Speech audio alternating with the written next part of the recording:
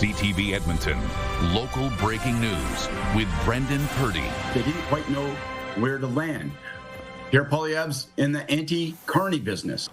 Tonight on CTV News, Pierre Poilievre's pipeline proposal, a House of Commons vote weighing in on access to Alberta oil.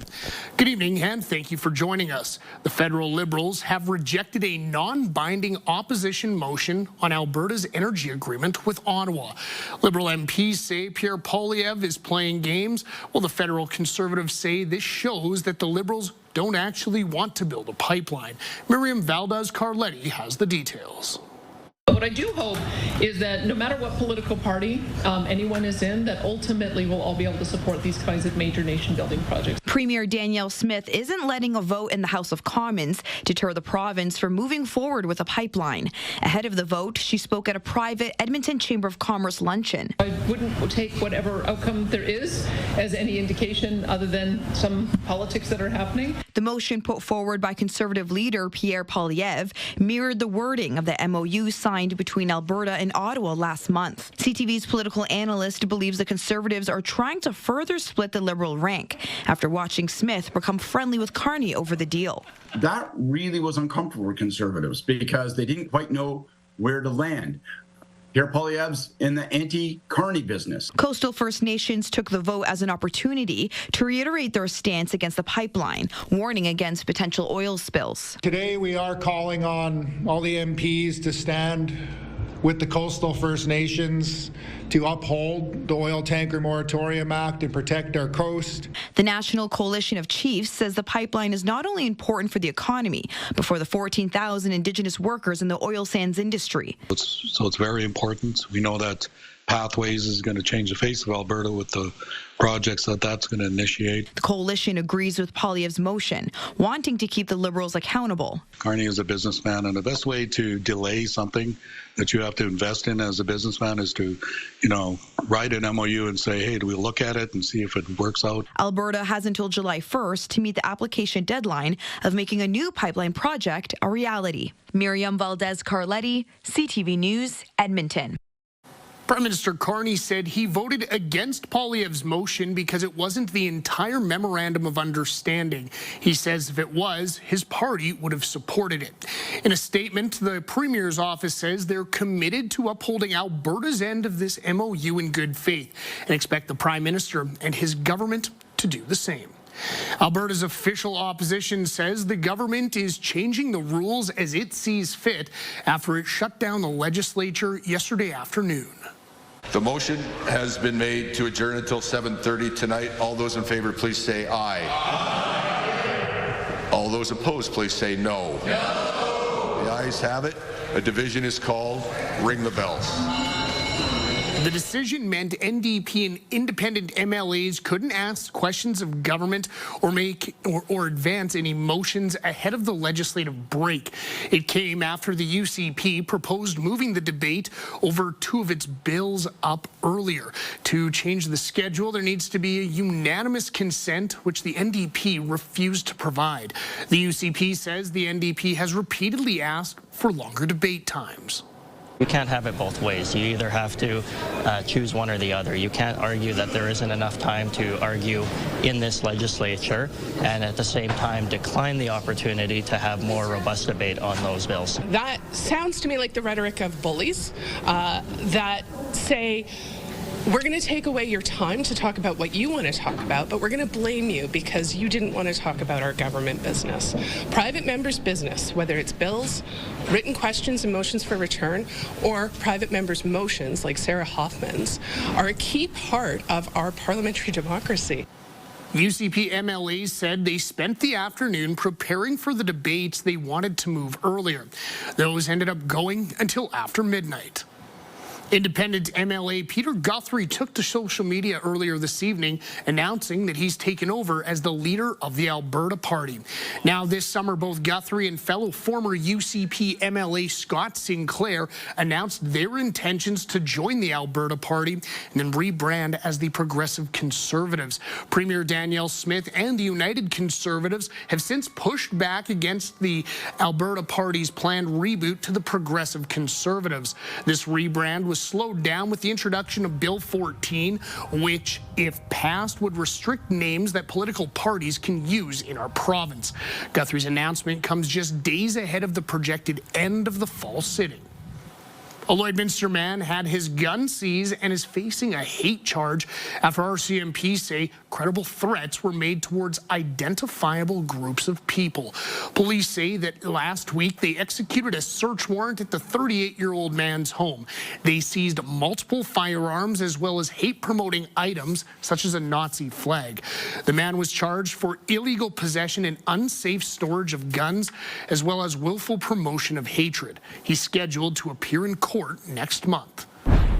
In southern Alberta, RCMP are investigating several instances of hateful graffiti in Brooks. Police say white supremacist messaging and images have been spray painted mainly on city infrastructure. They say there have been 9 incidents since October the 1st.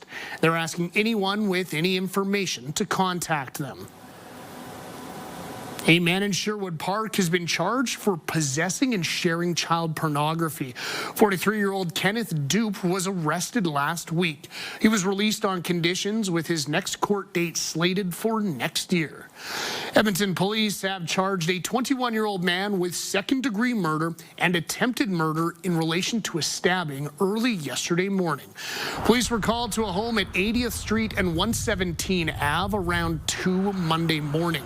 A 19-year-old man received first aid at the scene but died. An autopsy determined that he was killed by a stab wound.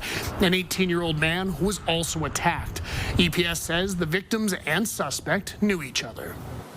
Traffic headaches caused by Valley Line LRT construction should lessen with the project reaching another milestone.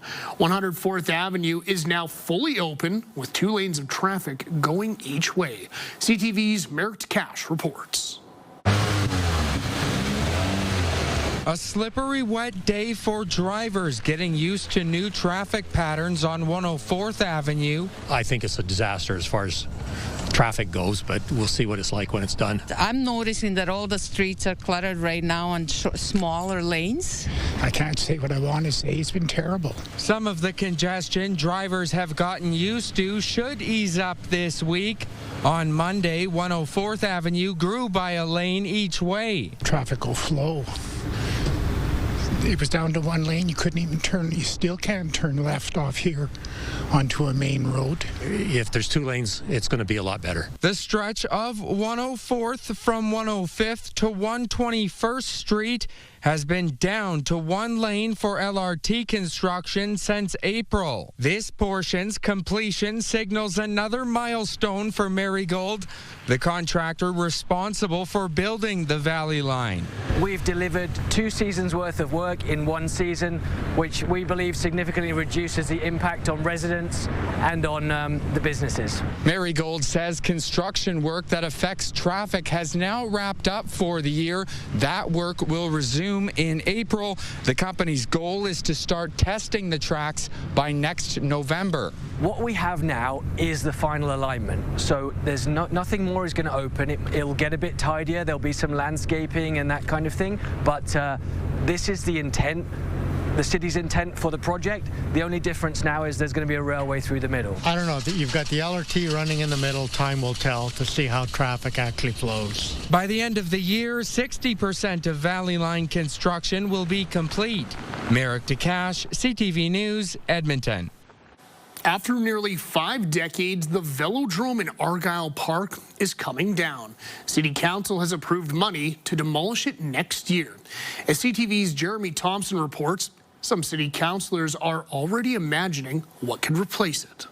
It's been nearly 50 years since these athletes raced their tandem bicycles around the Velodrome in Argyll Park for the Commonwealth Games.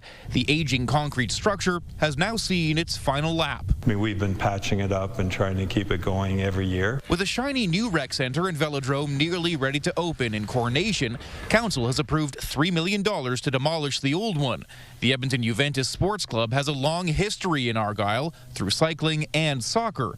It plans to have a future here too, recently signing a 10-year lease with the city for the clubhouse and surrounding fields, including where the track is. We're going to use the infield as soccer, we're going to put soccer in there, set up our gear, and just leave it. It's almost a full field in there. It's quite a big track and quite a big space. And once demolition happens, maybe turfing it and maybe doming it. Who knows? The demolition unlocks some opportunities for us to think a little bit creatively here. Area Councillor Michael Jans sees a lot of potential. It's just off Argyll Road. It's close to the Valley Line LRT. It's close to the BMX track. It's at the mouth of the Mill Creek Ravine. It's a very beautiful prime location in our city. Councillor Reid Clark says sports facilities of all kinds are bursting with bookings, and there's a particular need for high-level soccer space and cricket pitches. What we have right now around the city is not great. They're actually going outside our municipality and using space there that's not ideal. So if that could turn into, soccer and potentially cricket,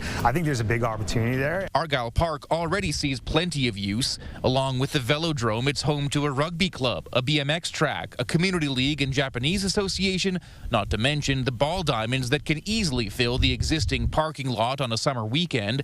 No doubt those groups and Juventus would want a say in any future plans. Jeremy Thompson, CTV News, Edmonton. The Edmonton Elks have re-signed starting quarterback Cody Fajardo for another season. Fajardo joined the team as the backup QB until taking over as the starter halfway through last season. The team credits the veteran signal caller for turning the season around after a 1-4 start and nearly making the postseason. The Elks schedule for next year is now out. Key games include the season opener on the road in Ottawa June 6th and the home opener June 20th against the Montreal Alouettes.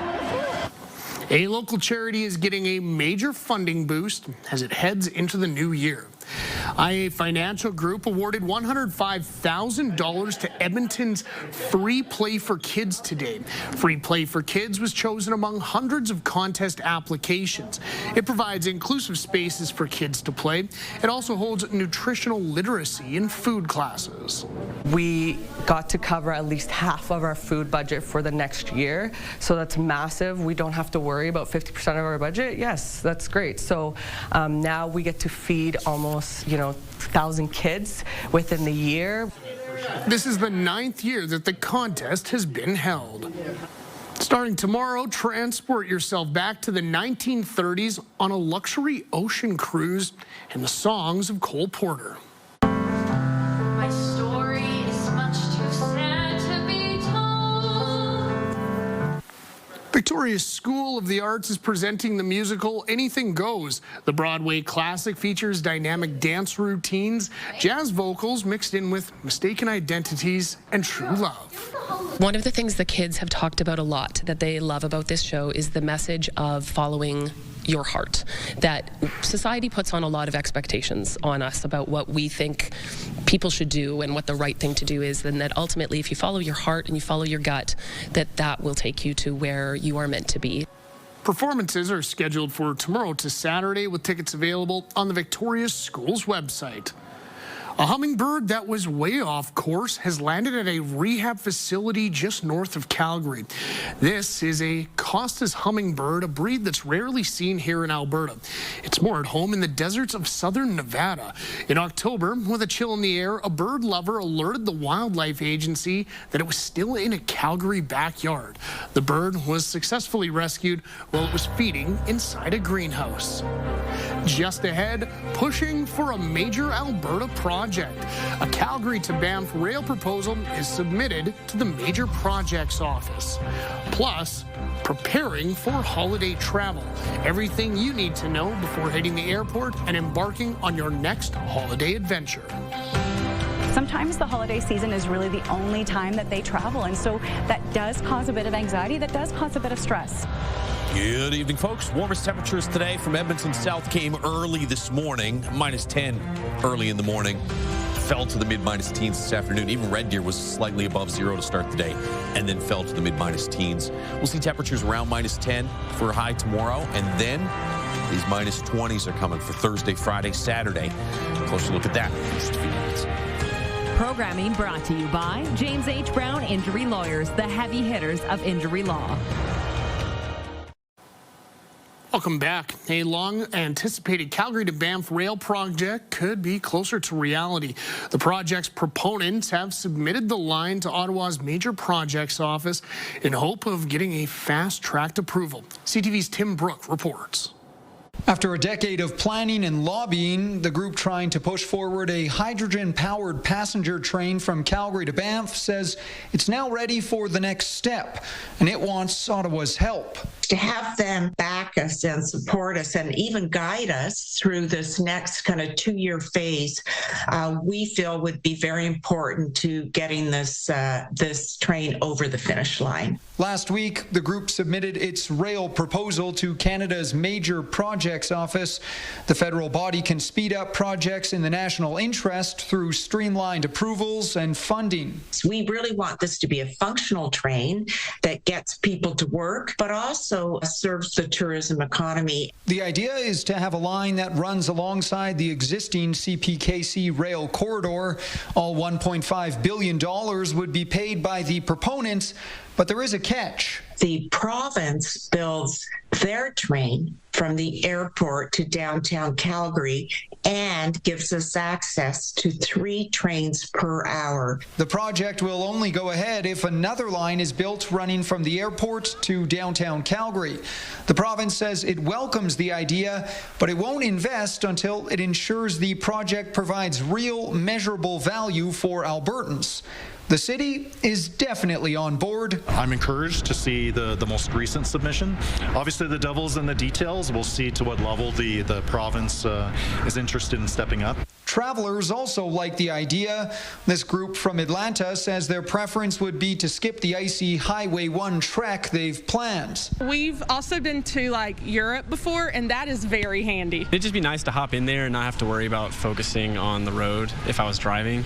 And I feel like the train would have a very scenic route. Still, conservationists have concerns specifically around visitor volume and important wildlife corridors in the area. This isn't the kind of project that we should be fast tracking. We should be taking our time, doing the proper studies and making sure it really is the best option. The developers say they'd love to consult with opponents to figure out a plan that works for everyone.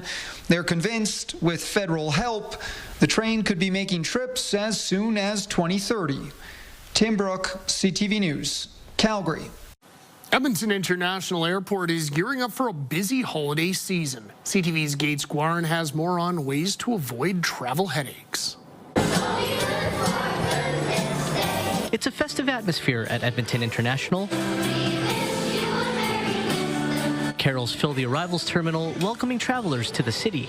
As the holiday travel season begins, record crowds are anticipated. At peak periods, we're expecting about 28,000 passengers throughout the terminals. The airport hopes to make people's travel experience as smooth as possible. We know people don't travel weekly, monthly.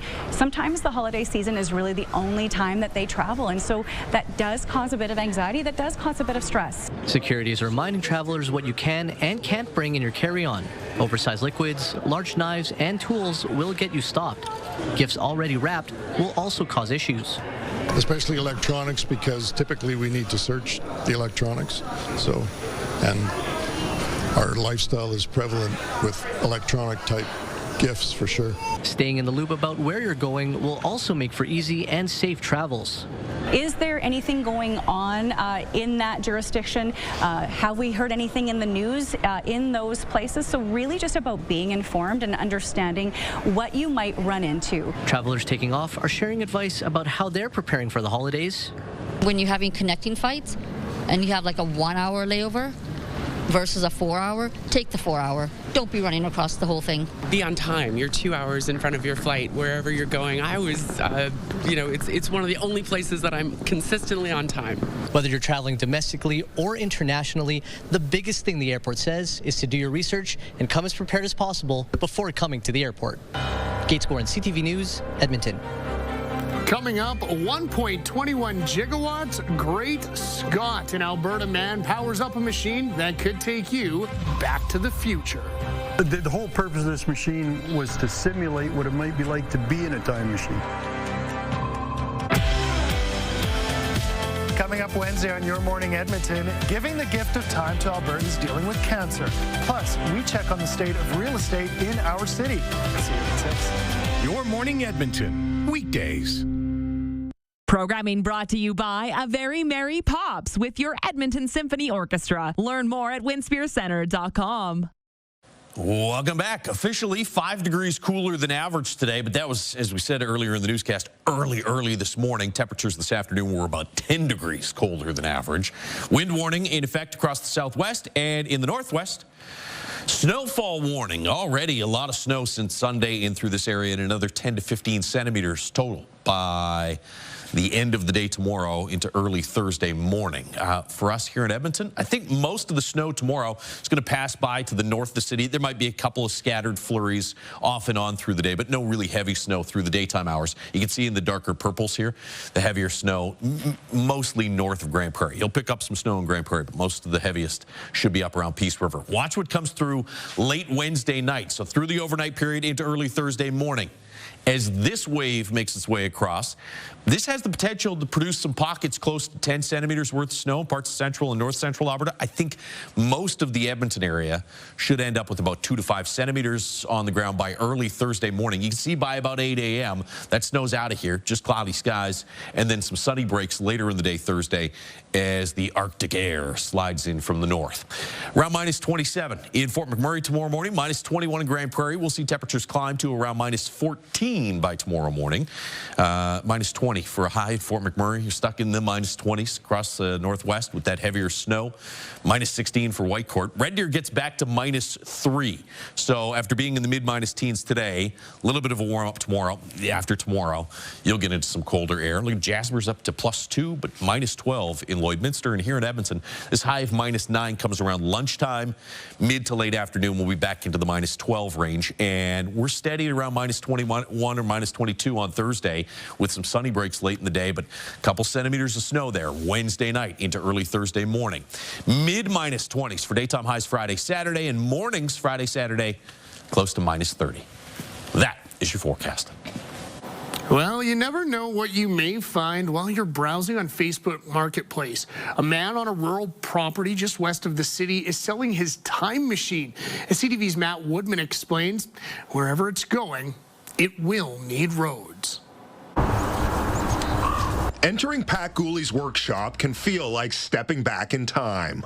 I have old machinery around. I've always been interested in that kind of stuff. If you'd like to go even further back, you can step into his time machine. The whole purpose of this machine was to simulate what it might be like to be in a time machine. As a retired carpenter, Gooley spent his career constructing commercial buildings. You know, they were very serious buildings, so it's fun to build stuff that's kind of whimsical or, you know, a little bit off the wall.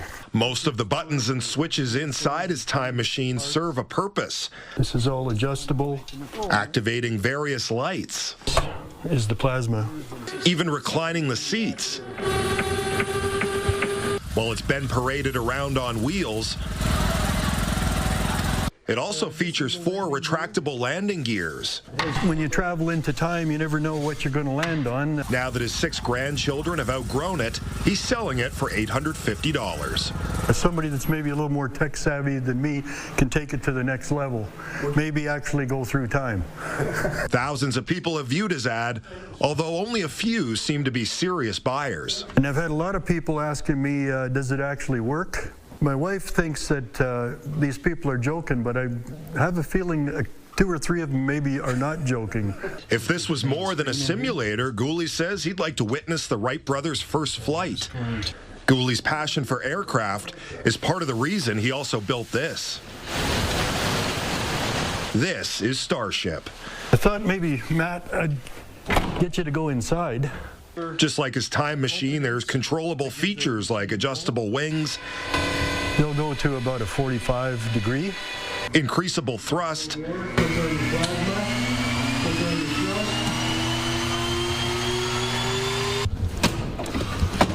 shootable lasers. What are you thinking when you sit in there? I'm thinking I want to put in an offer, I mean. Imagine rolling into work in this thing. Yeah. And with this, you'd only feel time. Gooley says he'll eventually put his Starship on the market too. What's in store for his next build? Only time will tell. Matt Woodman, CTV News, Glen Nevis, Alberta. I cannot wait to see that spaceship pulling into the parking lot tomorrow. All right, that's all the time from us on this Tuesday. Thanks for wrapping up your day with us here on CTV Edmonton. We'll see you back here tomorrow night. Of course, same time, same place. Until then, take care and goodbye for now.